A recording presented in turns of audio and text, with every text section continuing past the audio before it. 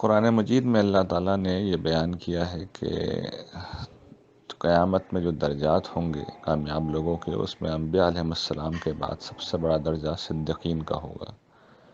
صدیقین کا مطلب وہ لوگ ہیں جو انبیاء علیہ السلام کی تصدیق کرتے ہیں، لیکن اصلاً یہ کردار کا ایک وصف ہے جو انبیاء علیہ السلام کے بعد بھی پایا جاتا ہے، اور اس کا مطلب یہ ہے کہ انسان نے جس سچائی کو دریافت کیا ہو، اس کا قول، اس کا فعل اور اس کی پوری شخصیت اس کے مطابق ڈھل جائے۔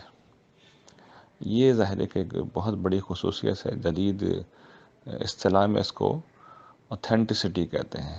A person is authentic کا مطلب جدید نفسیات میں یہ ہوتا ہے کہ ایک شخص صدیق ہے، یعنی he stands for what he or she says اور what he or she believes in، کہ جس چیز پہ انہوں نے یقین کیا ہے، جس کو سمجھا ہے، اس کے مطابق ان کی عمل بھی ہو، قول بھی ہو، فعل بھی ہو اور پوری شخصیت اس کے مطابق ہو۔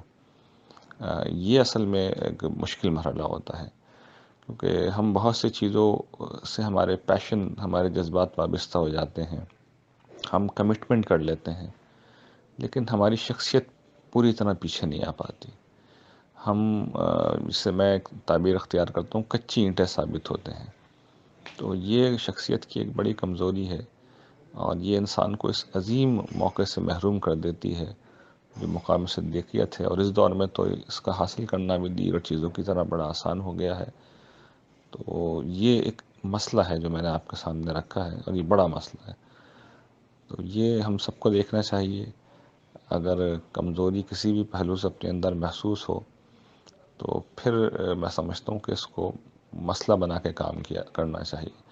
یعنی ہم میں سے بیشتر لوگوں کو اس چیز کا احساس نہیں ہوتا کہ ہم یعنی جو کچھ ہم نے زندگی میں سوچا ہے اپنے بارے میں، ہماری زندگی اس کے مطابق نہیں ڈھل رہی۔ ہمارے اعتقادات، ہمارے جذبات، احساسات کے مطابق ہماری زندگی نہیں ڈھل رہی۔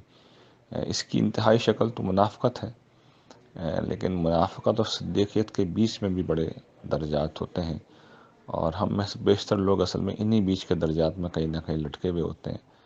تو یہ ایک انتہائی سنگین مسئلہ ہے جو میں نے آپ لوگوں کے سامنے رکھا ہے، اور بجائے اس کے کہ میں اس پہ مزید کچھ تفصیل سے عرض کروں، میں یہ چاہتا ہوں کہ اس روشنی میں سب لوگ اس کا جائزہ لیں اور اپنے آپ کو دیکھیں، اس لیے کیونکہ اس کی انتہائی شکل اگر جنت کے اعلیٰ ترین مقام ہے تو اس کی جو دوسری انتہائی شکل ہے وہ جہنم ہے، منافقت۔ اور ضعف ایمان اس کا ایک درجہ ہے جس میں انسان کو ظاہر ہے کہ بہت سخت احتساب سے گزرنا پڑے گا اللہ تعالیٰ کے۔ اسی طریقے سے اس کا بڑا نقصان یہ ہے کہ آدمی بعض اوقات اعلیٰ ارادے کر لیتا ہے لیکن وہ ان تک نہیں پہنچ سکتا۔ تو یہ ایک سنگین مرحلہ ہے، سنگین مسئلہ ہے جس سے ہم سب گزرتے ہیں۔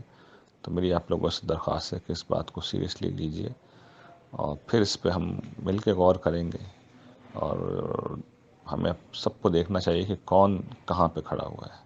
جزاکم اللہ خیرا۔